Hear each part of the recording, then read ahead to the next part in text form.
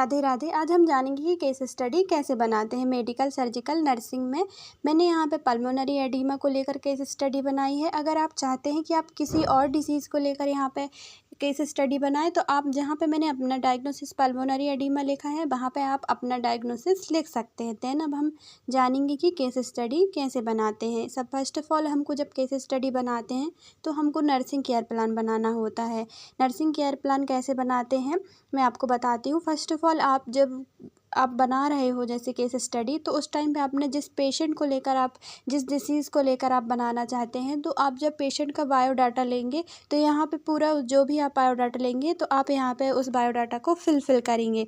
जैसे कि मैंने यहाँ पे अपना मेडिकल डायग्नोसिस लिखा है ये, तो यहाँ पे आप अपना डायग्नोसिस जिस डिसीज़ से रिलेटेड आप बनाना चाहते हैं आप यहाँ पे उसको लिख सकते हैं। देन यहाँ पे मैंने मीनिंग ऑफ डायग्नोसिस लिखा है, तो यहाँ पे मैंने अपनी मीनिंग्स लिखी है। जैसे मैंने पल्मोनरी एडिमा का बनाया है डायग्नोसिस, तो मैंने यहाँ पे उसकी मीनिंग लिखी है। अगर आप यहाँ पे किसी और डिसीज़ को लेकर बनाना चाहते हैं तो आप यहाँ पर उसकी मीनिंग्स लिखेंगे। देन हम यहाँ पे लिखेंगे चीफ कंप्लेन। चीफ कंप्लेन भी यहाँ में मैंने पल्मोनरी एडिमा की लिखी है। अगर आप चाहते हैं कि आप किसी और डिसीज़ को लेकर बनाएं तो यहाँ पे उस डिसीज़ की जो चीफ कंप्लेन होगी, जिस पेशेंट की जो चीफ कंप्लेन होगी वो यहाँ पे लिखेगी। देन यहाँ पे प्रेजेंट पास्ट हिस्ट्री लिखनी है। देन पास्ट सर्जिकल हिस्ट्री लिखनी है। यहाँ पे मैंने मेरे पेशेंट को पास्ट में कोई सर्जरी नहीं हुई तो मैंने यहाँ पे नहीं लिखा है। देन अगर आपके पेशेंट को हो रही है तो आप यहाँ पर उसको फुलफिल करेंगे। Then family history and family tree. Then उसके बाद हम लिखेंगे physical environment, then nutritional status, then personal habits. इससे हम बनाएंगे नर्सिंग केयर प्लान, देख लीजिए आप। देन हम उसके बाद लिखेंगे investigation report and medication report.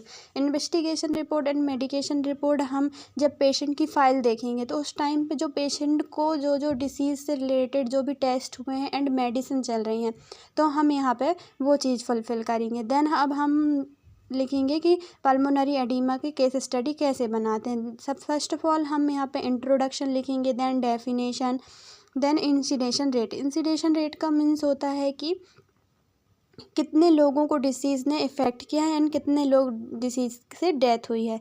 Then anatomy आप देख लीजिए, इस तरह से बनाना है केस स्टडी को। हेडिंग्स,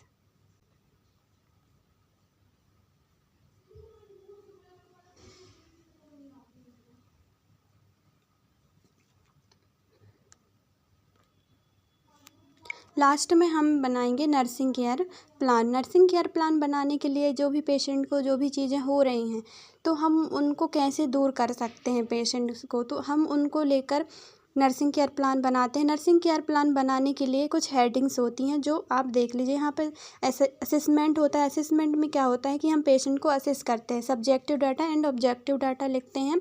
देन डायग्नोसिस लिखते हैं। देन गोल लिखते हैं, intervention, then implementation, then rational, then evaluation.